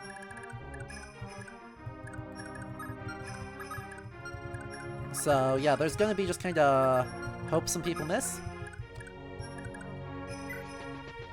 I've done a lot of Pokemon where that's the case. Just be like, alright, if I don't get bodied now, I can recover. Exactly. But I definitely might get bodied right now. Ooh, Beowulf versus Finn. I'd probably give that to Beowulf. Beowulf is just... Like, Finn's great, but Finn's not an amazing fighter. He's not, like, Cuchulainn, like the little feral child. Whereas Beowulf is very solidly, like, good at fighting stuff. Uh-huh. I'd actually... Yeah, I guess it depends a little bit on who has access to what. Because, you know, some of the stuff in Finn's grab bag of magic would be not fun for Beowulf to deal with ever. But yeah, in terms of raw punching people, you can't really... There's exactly 2 people who do better than Beowulf in the entirety of the, like, Germanic corpus. Well, maybe 3. Depends on if you count Sigmund as counting. But Who is the one that isn't Sigurd/Sigmund? So you have Sigemund, who may or may not be actually just Sigurd again. You have Sigurd, and then you have Starkadr. Ooh, never heard of that. I don't think I've heard of that one. He shows up in a few things. I don't remember the main saga he's in. But he shows up in, like, Norna Gestauter, where he fights... Oh, he just didn't do the thing. Okay. Well, that makes that job really easy. Okay. I thought that was going to be, like, difficult, but instead the guy just didn't cast Sleep. Pretty handy. He didn't cast Sleep in a turn where Sigurd is in range of him. So that job was easy. I assume now the tactic is get as many people into melee with him as you can, just to prevent him from doing it next turn. No, the goal, the strategy is going to be hit him with Sigurd. And then he'll be dead and I won't need to worry about it anymore. Except, I don't have great positioning. I'm a little bit worried about all of these mages, because I don't have a clean way to take them all out. I have a clean way to take most of them out, but not all of them. So Aira should be able to maul this one pretty easily. Oh yeah, that's an Astra proc. She will attack 5 times now. Like that. Oh, wow. Also, aren't these map sprites consistently great? They are. Like, I'm fascinated how many different layers of animations we've seen. Like, this is obviously a game that was a lot of care and attention was put into making this. Okay, so where can Sylvia reach? Sylvia can get dance Aira, which means everyone has to be able to retreat to next to Aira. So that should be 1, 2, 3, 4, 5, 6, 7, 8. Bah. So Noish can't do it, but he can get a kill here. No, actually, if I need to choose, I need Aaron to get this kill. Oh, or she can just miss, and then... Oh, good. The Wind Mage missed. That would have been a little bit awkward. And then Kantos, you can't reach anywhere, so you go just to be ready to dance. Beowulf finishes murdering this guy. Strategy.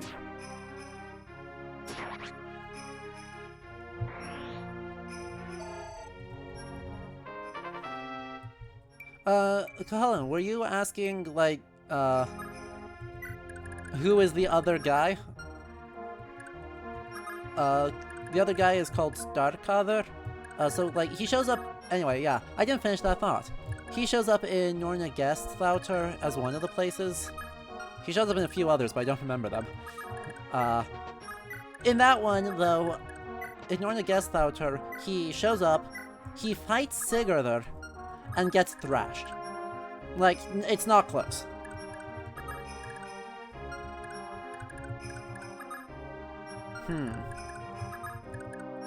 So if you run up to there, and you run up to... Is Jamka there being important? So, gets thrashed, like, within an inch of his life, but he's cursed to live for 3 human lifespans, so can't die here. I must retreat. Retreats, and supposedly he got one of his molars knocked out, and supposedly it's so large that monks later found it and thought it was so big that they used it as a bell rope on this church in Germany. That's interesting. That sounds like a relic story. It is a little bit of a relic story, but like, it has the flavors of one, except instead of being found and then kept as a sacred item, it's used as the weight for a bell rope. Which is super not a typical use, or ending for that story.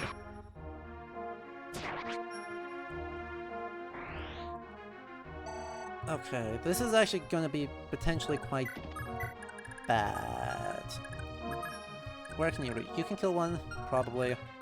You can kill one, definitely. You can kill one, definitely. Oh look, it's another Astroproc.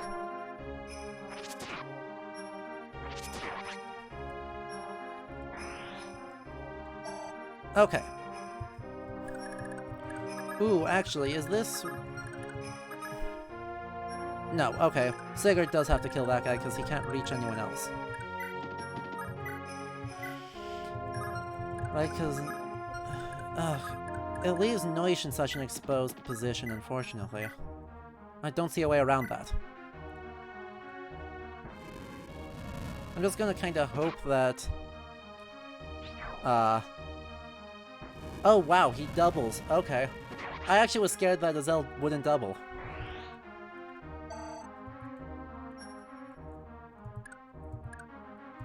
The reason why I was scared of that is that weapons have weight. Fire weighs 12. Wind weighs 2. So, And the weight determines if it's gonna hit a second time? in order to double, you need to meet 2 requirements. 1, your attack speed, which is your speed stat minus the weapon's weight, needs to be greater than your opponent's. And 2, you need the skill Pursuit.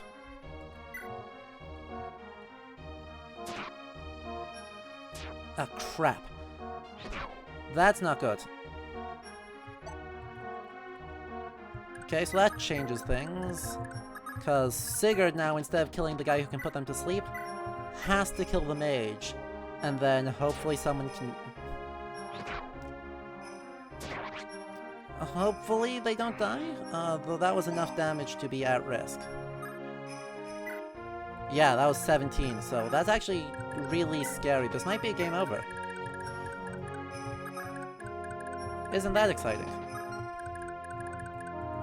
If this is a game over, this is probably where we'll call it for a night, though, because we have been going for almost 2 hours, and I know you need to sleep. Only slightly, but I am functional mostly. I play D&D back home with a bunch of friends in Canada, like over Skype, so I'm used to late nights. That's fair. Oh look, Etienne finished capping out. Oh, excellent. So yeah, she's level 30, and so that's the end of her. So that doesn't reach anyone new.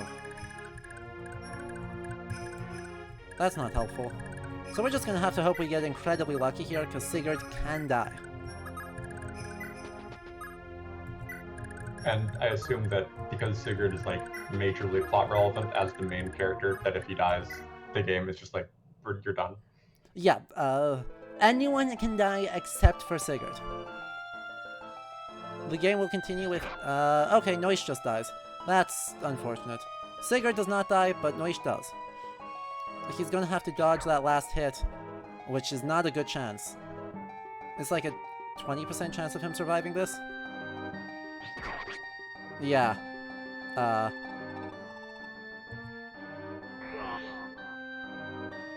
mean, it's in character for Nisha to die.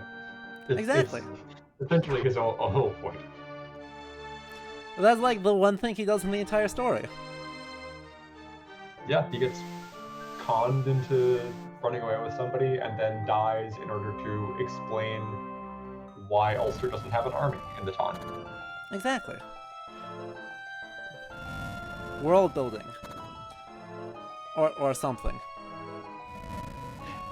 A desperate attempt to make a saga make sense after the fact. That's more like it. Man, I love how incoherent all the sagas are. Just, no matter what culture we're in, they all make no sense.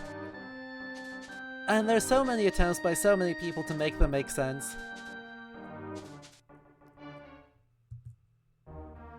There's really like an aspiration for, there must be some reason that's like this, and the reality is like, no, not really. There just isn't. Anyway, so yeah, we're not going to play another turn. I intentionally did not save this last turn, so I can try again and not get everyone killed. I think the solution is either get better at the video game, or, you know, hold back a turn and bait some people in. Also, Erin got slept, and so she just, like, doesn't get to play the game for 5 turns. It doesn't seem like an ideal mechanic to have introduced. Like, any mechanic that makes the game less fun to play, for any game, is never a great mechanic to implement. Generally no. And, you know, in this case, like, this game doesn't spam status days at you. It only usually has, like, 1 in a pile. So it's just like, this is a threat you need to take care of in some way, or else you're going to be in trouble. And as long as it's, you know, 1 guy in the stack, I don't care. When it's 3 guys with Berserk, who can all hit, like, 3 different people in the same turn, yeah, that's kind of nonsense.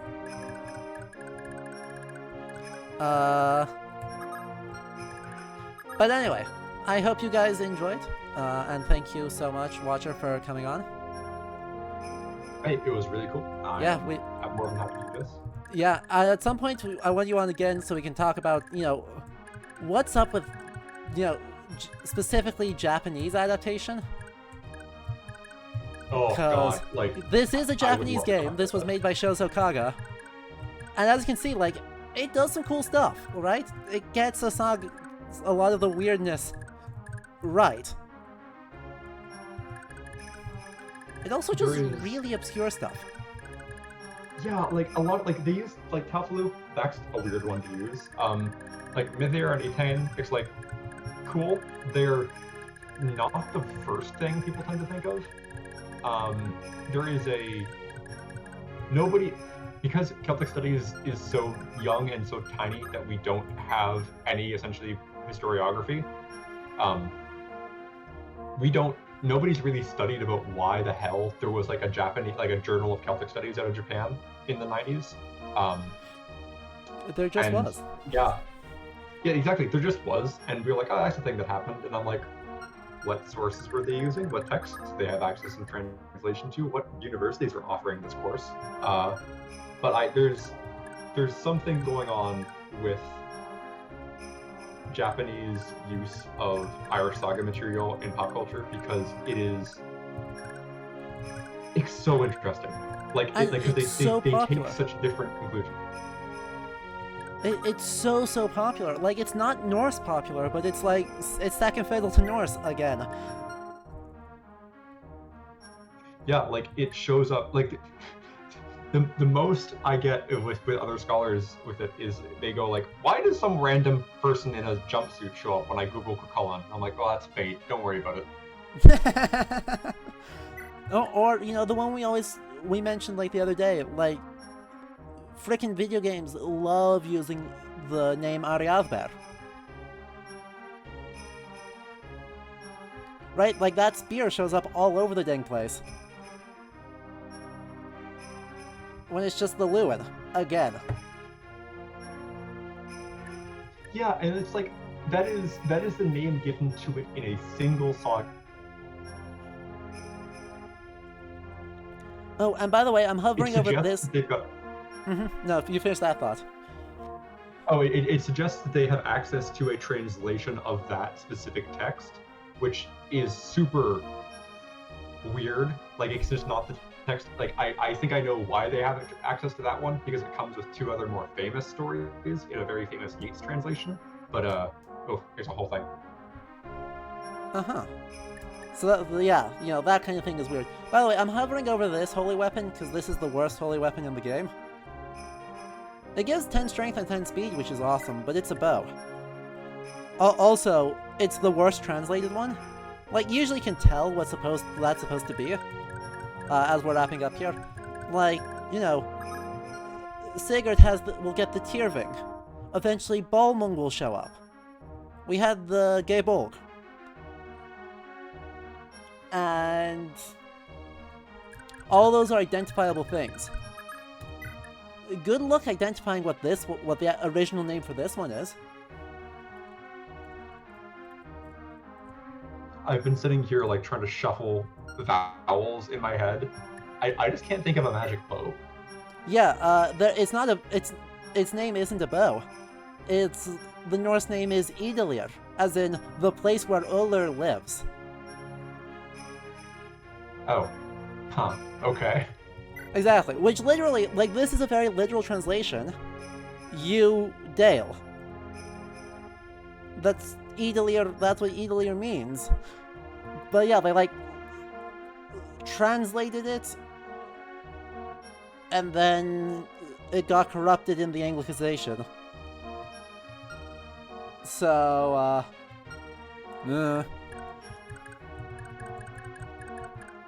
it is definitely weird. What other holy weapons do we get that we actually get to play with? We don't get all that many. Because Mjolnir is a Thunder Tome, for a reason. I don't remember what the other ones are. Balmung, Forseti. By the way, the sacred weapon of Forseti is Forseti. just because. Oh yeah, right. Hazel's is the mistletoe, also known as mistletoe, you know, that somewhat important thing. We have the Valkyrie staff. We've got all sorts of cool holy weapons, eventually. I think it does have Darwin's weapon be the Darwin's life, yeah. Which is an enemy-only weapon, which is sad. I think we'll see it next chapter, probably. I don't know. Anyway, we'll come back to this eventually, because it's pretty sporadic. But I hope you all enjoyed. Next, on Saturday, we have Metaplot. Assassin's Creed Valhalla is gonna be back with more Metaplot. The Oxford arc is so bad. Y'all, this is the point, we're at the point in the game where the sanity meter is going to deplete quite rapidly. And I think we'll do Hades on Wednesday to recover. And then we'll do Asgard, which will really take a dent out of me. I want you to know I've intentionally spoiled myself nothing about Asgard because I want my experience of that to be you sitting with a cider in bed listening to you scream about it. I'm like, oh, this is how I want to experience this. Oh, that is the objectively correct way to experience it, because oh boy, is there so much going on all the time there. So, you have all of that to look forward to. So yeah, if you enjoyed this, make sure you join the Discord where you can talk to myself and Watcher outside of stream times. Links are in the About section of the stream. And make sure you follow here to be notified when we go live again. Also, this weekend, there should hopefully be 2 videos coming out on the YouTube channel. So make sure you follow, you subscribe there as well to make sure you don't miss those. Anyway, I hope everyone has a good night and a good rest of your week, and I will see you all on Saturday.